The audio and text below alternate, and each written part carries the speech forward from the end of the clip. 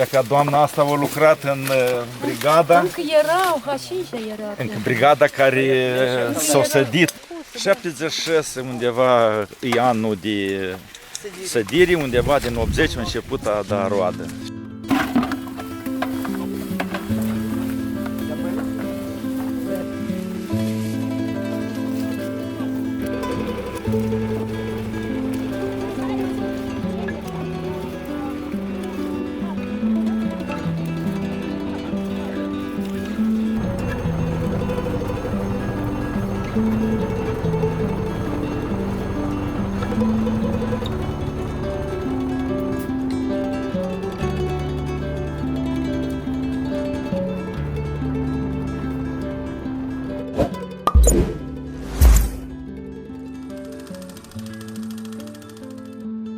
Că noi anul ăsta vrem să înnoim. Am lăsat din locuire și vrem să o întinerim. Adică unde este posibil să facem mai tânără via. Dar la mulți e interesat pur și simplu că e rodește de circa 40 de ani și încă face rezultate nu rele. Da. Iar uitați-vă și corcani care au o vechime. Atâta lume au lucrat, atâția viticultori au îngrijit-o și e, până la urmă, au rămas fidelă și ne bucură cu rezultate, cu roadă bună.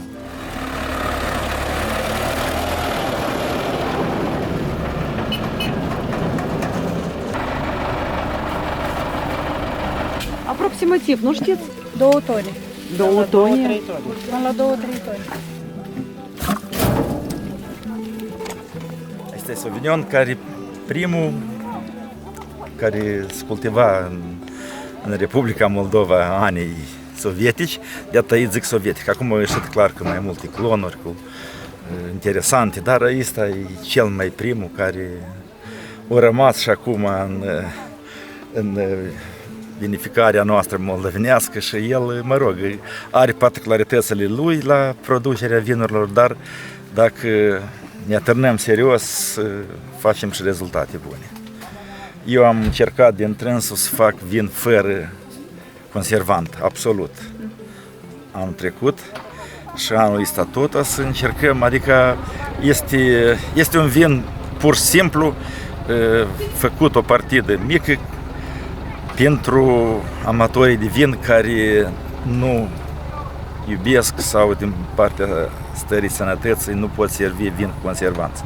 De atâta am făcut și pentru dânsi un vin absolut unde nu am folosit la producere sulfiți. Людмила Мироновна, как у вас получился ваш бесподобный рислинг, от которого все балдеют?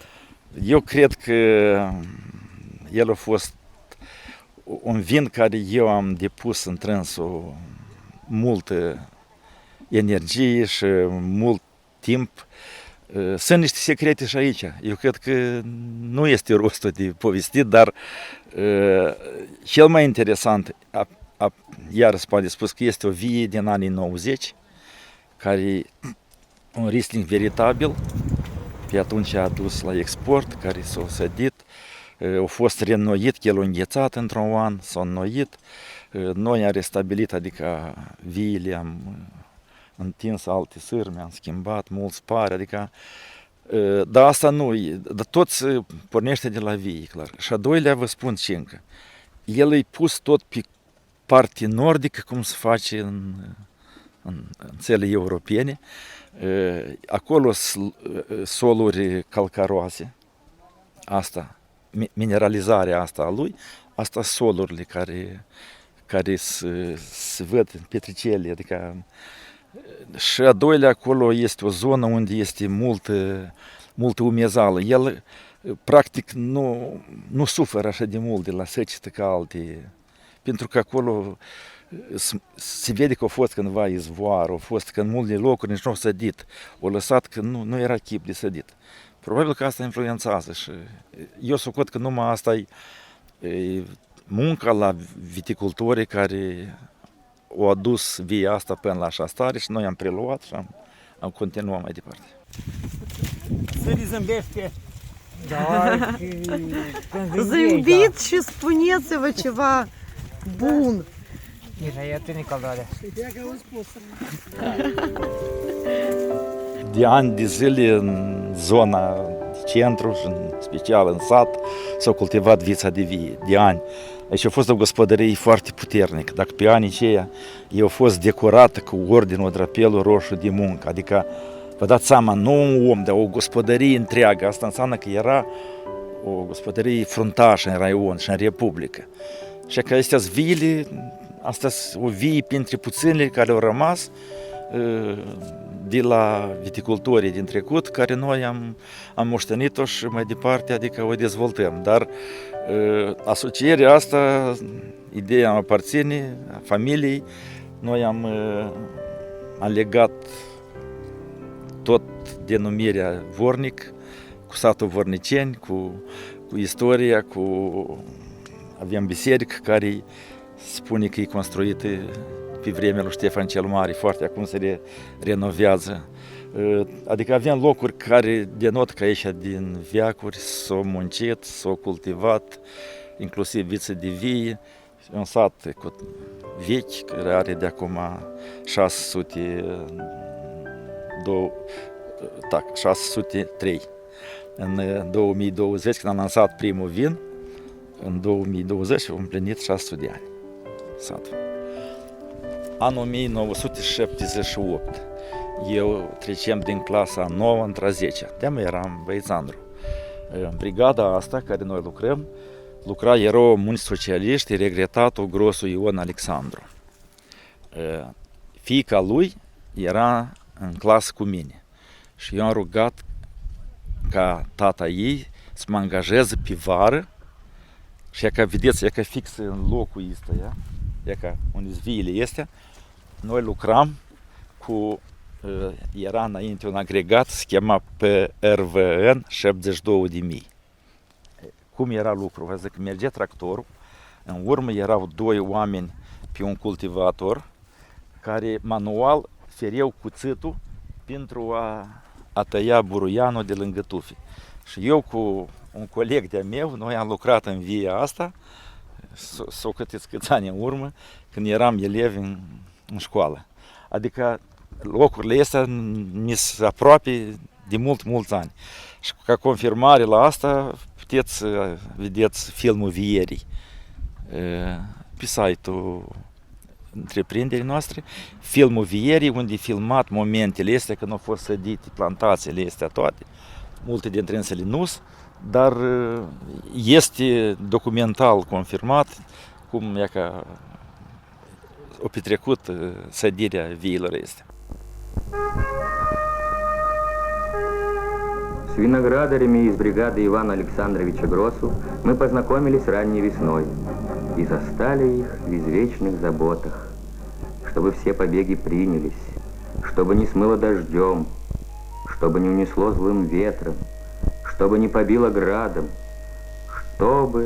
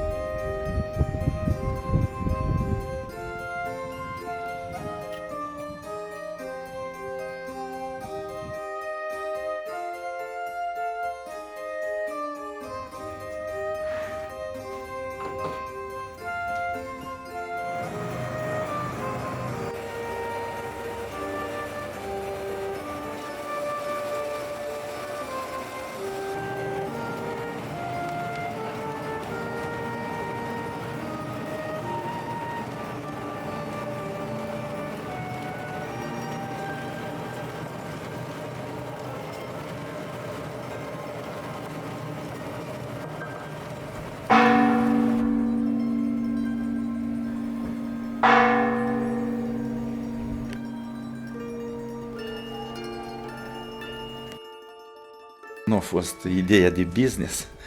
La început a fost interesul foarte mare față de vin, fiindcă regretatul tata a lucrat puțin în domeniu. El transporta vinuri și era interesant. De fiecare dată aducea acasă diferite etichete, sticle și adică eu de-am eram o leac cunoscut cu tema asta. A doilea, mi-a plăcut mult chimia.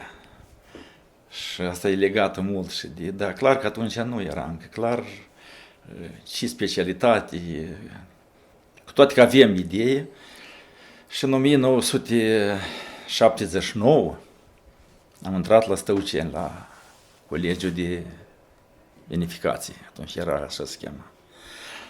Am învățat un an și m-am luat la armată, așa era pe atunci timpurile. Am făcut armata 2 ani, m-am întors, am terminat. Pe urmă am observat corespondență în Institutul Politehnic. Și din 84 lucrez numai în domeniul vinificării. Am lucrat 16 ani în sat, tehnolog la fabrica de vin. Din 2020 am hotărât să facem o afacere de familie, mai ales cu îndemnul ficiorului care învăța în Danemarca, marketing și management. Și am pornit prima sticlă, prima partidă, am turnat-o fix în ziua când satul a împlinit 600 de ani. Anume asta sticla? Nu, asta, Care? cupajul. Може vă arăt. Vă arăt și sticla. Cupajul Riesling Chardonnay. Asta e prima partidă a noastră, care a fost medaliat cu argint la Bruxelles. Anume, e câte vă arăt.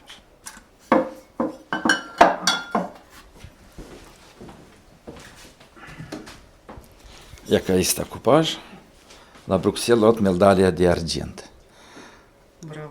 Și asta a fost prima partidă care am îmbutiliat-o. Cupajul Riesling Chardonnay în roada 2019, în 2020 au câștigat medalia de argint la Berlin, la concursul de vinuri din Berlin, la care ne-aduc aminte că ficiorul mi-a spus tata, tu nu trimite Riesling în Germania, unde este patria Rieslingului, acolo sunt cu mult. Dar eu am riscat și drept că am trimis în cupaj. Și Rieslingul acesta a fost prima medalie câștigată de mine, cupajul Riesling Chardonnay, primul a luat medalia de argint la concursul din Berlin. A fost așa o idee că absolvești studiile în Danemarca și revin în Moldova. Noi am participat și la un proiect, Pari 1+1, care era condiția că banii să fie trimiși din străinătate. El a trimis, a investit în tehnica agricolă, în plantațiile de viță de vieste. Noi aveam a noastre plantații, coti, cum era, și acum s-a mai procurat din prejur. Dar s-a primit cum s-a primit.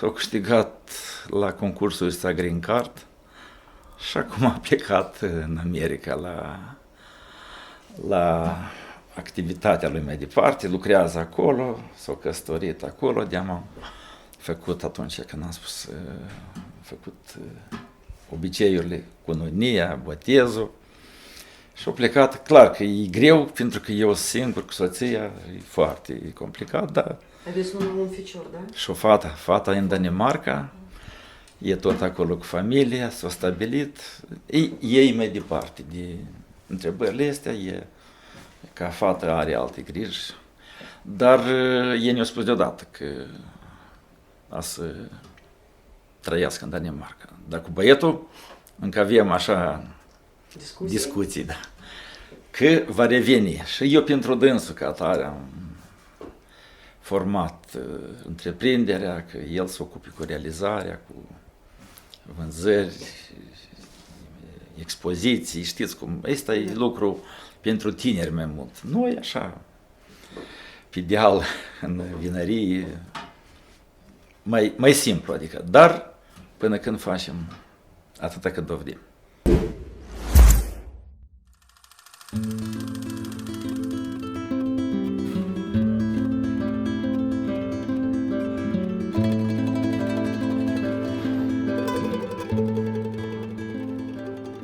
Niște obiecte care mi sunt dragi, care sunt foarte de mulți ani. Aici, de exemplu, e de la străbunica. Eu mă mândresc că am fotografii la străbunici. E că asta este bunica. Asta e. Dar asta străbuniei mei. Asta e cutia, asta e de la dânsa. Și e. Ei întotdeauna O trăit, da, în Vorniceni. Și niște cadre, niște fotografii foarte interesante, tot de pe vremea țaristă. Astea sunt niște neamuri de-a noastră, adică mai îndepărtate, dar căsătorite cu o mătușă de-a mea. Asta este o amintire de la tata. 60 de ani în urmă, el a făcut un loc unde se strâng documente, probabil, și fotografia mea, el a pus-o la cel mai de văzut loc și mi-a rămas amintire de la părinții mei, așa. Eu îl iau la expoziții, da, ca un fel de ajutor mie, într-adevăr, aici strângem și cupoanele care de degustare și banii care noi câștigăm și el ne aduce tot timpul, să spunem așa, noroc, așa s-o cot. E tot timpul cu mine la expoziții, pe mine mă cunosc mulți pe fotografia aceasta, că eu sunt aici în 1963.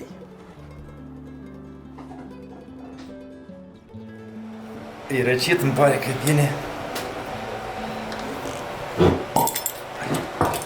Acum să vă dau un Riesling din roata 2021 care a luat medalie de bronz la Decanter la Londra.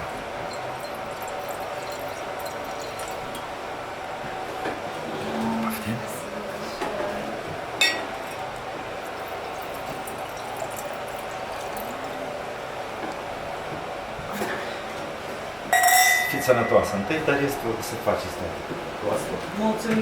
Mulțumesc. Ați observat că ne-a ridicat noi de la nivelul șoselei la ce înălțime ne-a ridicat noi sus. Da. Asta este prima necesitate ca viile să afle pe coline.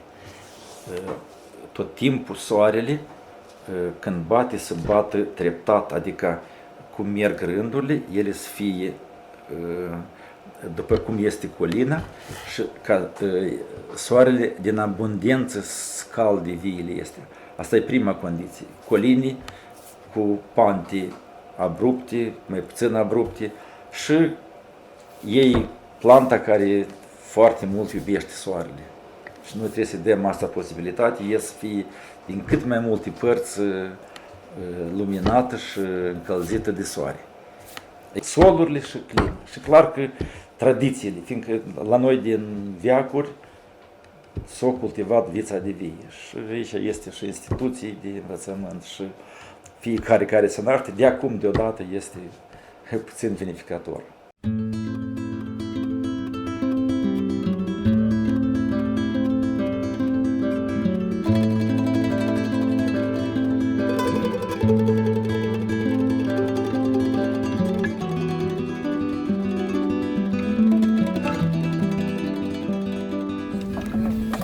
Doamne ajută! Nu dai nimic, ia că le băiet. Hai să iet, care? Vaniușa, tu în partea asta răspuns.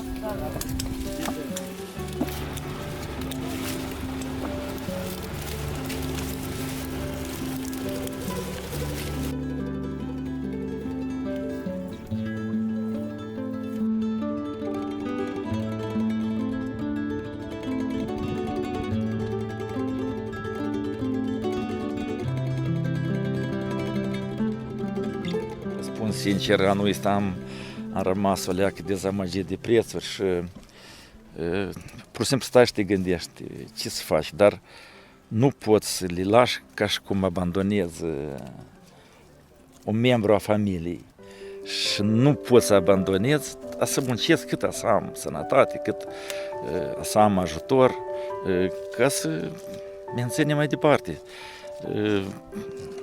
Abandona o vie, asta vă spun, e o lucru care, până la urmă, știți cum, el nu o să mai rodească și nu o să, dacă să o lăsăm o an de zile și nu o să o îngrijim și nu o să scătăm de dânsa, socotim că de acum noi am pierdut plantația asta. Ce o să fie pe urmă, nu știu cât o să fiu eu în stare și în putere, eu o să stărui să o întrețin. Poate că nu să căpătăm succesele financiare, cele care le dorim, dar asta este. Ne gândim că o să fie și timpuri mai bune.